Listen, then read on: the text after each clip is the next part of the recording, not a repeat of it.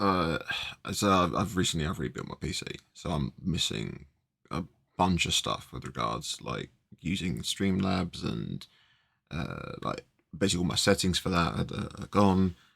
All of my um, regular settings for audio and stuff, I need to redo all those as well. Um, but yeah, it's just been happening, and I just kind of wanted to get my thoughts down, really. Um, and the main reason I'm doing it like this, instead of just recording it on my phone and putting it into like the WhatsApp group that would be interested, or just posting it up on Facebook, whatever, is because I have a funny feeling this is going to end up being longer than I would want to do on my phone. And also because it's just going to be an easier thing to share it if people do decide that they want to. Um, I yeah, it's a thing.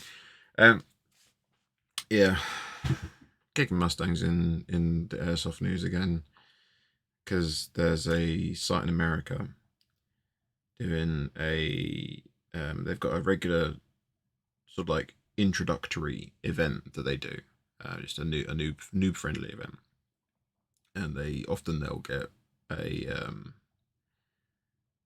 a personage of airsoft as basically sort of be a headliner for them. And it, because there's a lot of time they're going to be influencers, and they're probably the sort of people that a lot of new people will have been spending time like watching them on YouTube and stuff like that, and like people who may have got them into wanting to do it.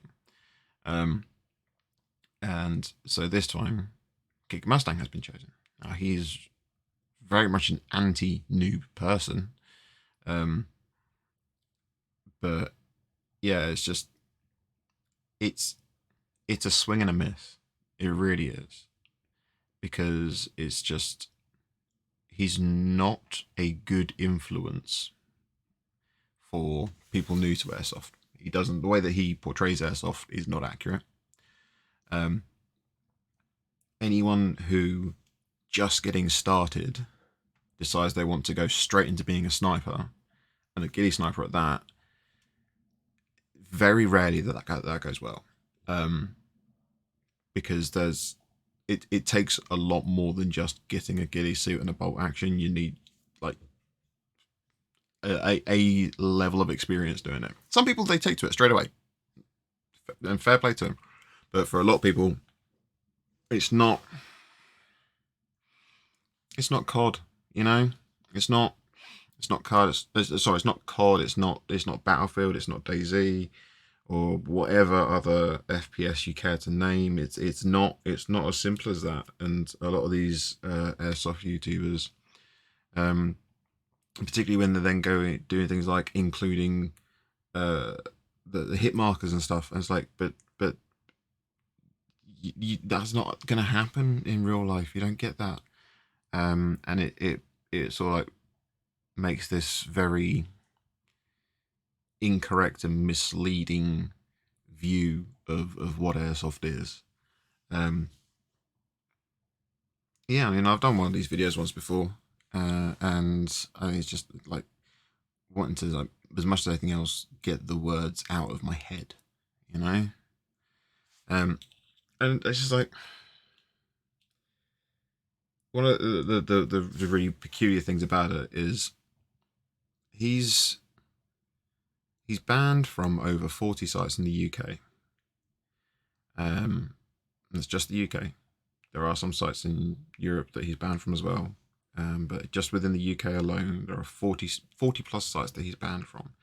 And even if you, even without taking into account the fact that some of these sites are from like multi-site companies, like for example,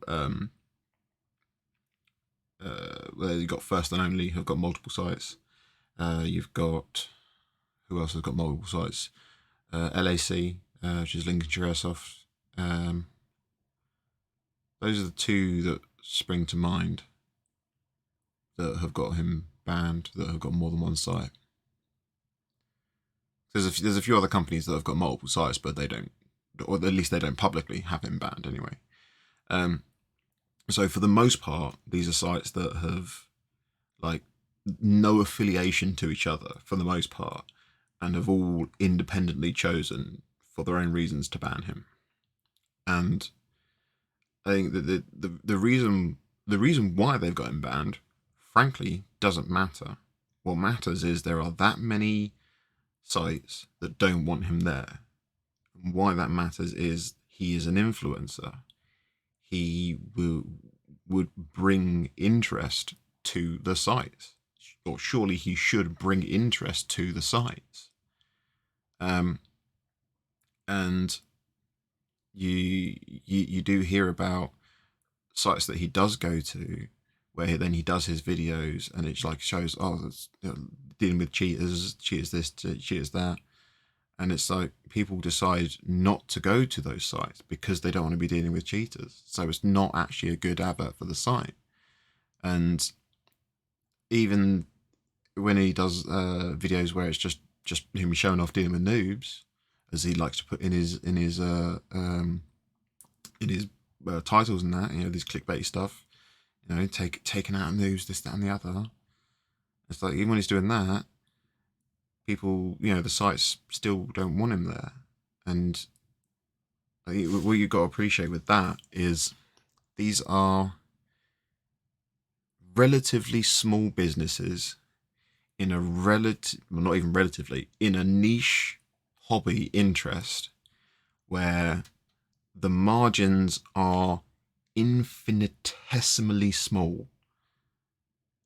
That there are plenty of sites where the staff are volunteer. There's plenty of sites where the staff are volunteer, or the payment that they get is a £20 note and lunch bought for them.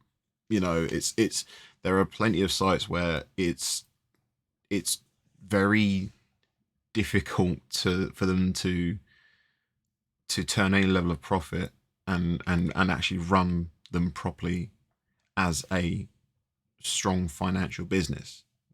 For the vast majority of site owners, a lot of them are just retired people who are doing something that they love. There's a lot of them that are that, but you also got just as many others where they've got other employment or other businesses that they run. There's very few instances of airsoft sites and airsoft companies in the UK that are able to run themselves just by their game days, their skirmish days, and their events. There's a few, but it is no way the norm. So why would 40 plus of them turn down hundreds, potentially thousands of pounds, potentially more of business that could be driven from having an influencer attending their site? Why would so many of them in such a difficult such a difficult economic niche willingly, deliberately cut off a significant way of drawing in and bringing in more money? Why do they turn down money? At the end of the day, that's what it boils down to. Why would they turn down money when can be such a difficult thing to actually make enough money in? It doesn't matter why he's banned. It's never mattered why he's banned. If it was just one or two sites, then yeah, maybe he's picked a fight with somebody and someone's being vindictive about it. When you've got that many sites that are that heavily against him bringing business to them, they would rather not have business coming from him because of whatever reason. Just really, that's all you need to know to show you how toxic of an influence he is. I mean, there's his story. Not no one. There are some people. Very, very, very low percentage of people who dislike him care about headshots. They happen. Sometimes they suck, but they happen.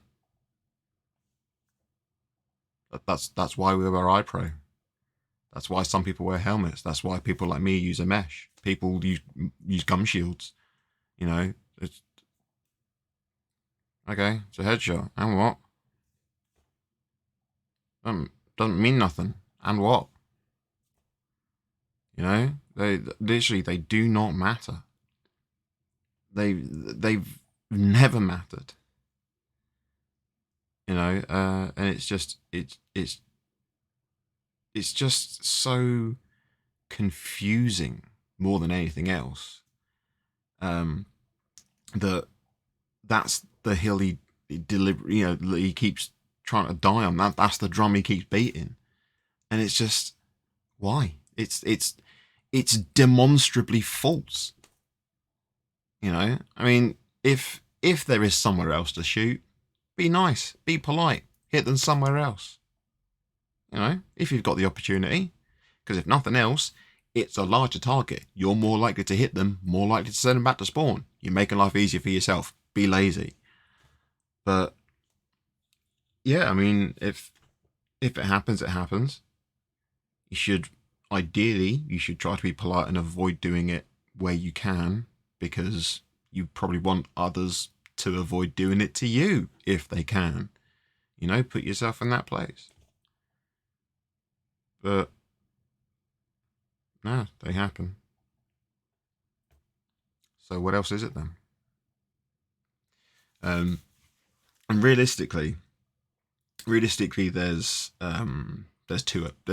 two possibilities. Okay, either either, and this isn't just go for Mustang. This is for influencers in general. Well, this goes for negatively portrayed and perceived influencers in general, I should say.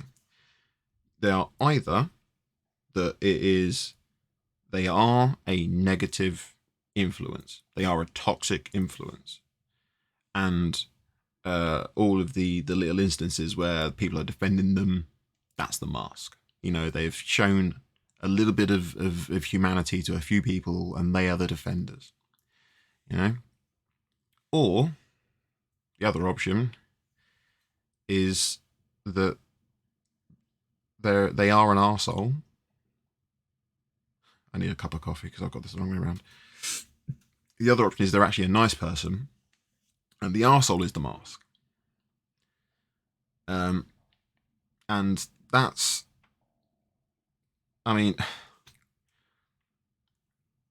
probably like an example there really of Borat. You know, Sacha Baron Cohen, he's done a lot of stuff that is actually very, very positive in terms of like the actor, the actual person has done a lot of good stuff. But all of the characters, they are just that. They are characters. You know, he isn't Borat. He isn't Bruno. And James, who is kicking Mustang, James Wool. The person of James Wool is, I think, maybe started with the character of Kicking Mustang being this negative person, and he was actually maybe a nice guy. But I think it has been so long that he's been wearing the mask that is just, he can't tell the difference anymore. You know, he believes that he is Kicking Mustang. There's no longer a James Wool. There's only Kicking Mustang. Or at least I'd like to believe that. I'd like to think that that's what it was. That there was some nugget of good in there. I'd like to believe that. Unfortunately, I actually know better. I know that he's always been a conniving little blighter. He's got this thing he did. I don't think he even does the events anymore, but he used to do sniper ops events. Maybe he still does them. But yeah, the whole of the sniper ops events, which were meant to be like very low numbers, 24, 36, 48 hours plus, and you know, you've got, I don't know, very small amount of ammo. Maybe you've only got 2 mags. You've got your rifle, and that's about it. And it's like maybe 10 people on a field that was size that would normally take 200 and or bigger. And it's just, that was the kind of stuff. Not specifically that, but that was the kind of thing that Sniper Ops was. Except the entirety of that playbook was the Hunteering group, and that's everything that they did. And he joined the Hunteering group, and he took their entire IP. He took the whole of it, and just rebranded it as his own stuff, and then tried to get all of their stuff shut down. So from a very early time, he's been quite despicable, frankly. And a lot of this stuff is just generally known. The vast majority of it is on the KM archive on Facebook. Definitely look at that if you get a chance. There's a fantastic video done by a guy called Grizzle that goes into a lot of his other stuff quite in depth as well. And yeah, like I said, it would be nice to think that there was this nugget of good tucked away in there, and that he just got caught up in the story of who Kicking Mustang is, and started believing his own lies.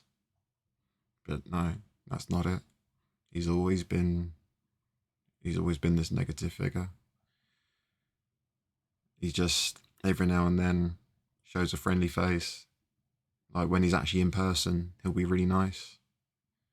Or when he's in person in the safe zone, he'll be really nice. If he catches you in the field, particularly if you tag him in the field, oh no, he'll make you very fucking famous. Which is, oh god, that's a reference if you know it. Yeah, he had he had a tirade at somebody who shot him, and he was hit, and he just stayed on point. He didn't move. So eventually he called the hit, and he just wasn't moving. Still called the hit. Still stayed where he was, and then so he got full oiled. He got lit up, which is exactly the sort of stuff that he does to people, and he was very upset about that. In fact, now that I think about it, he was incredibly upset about the fact that he was being shot in the head.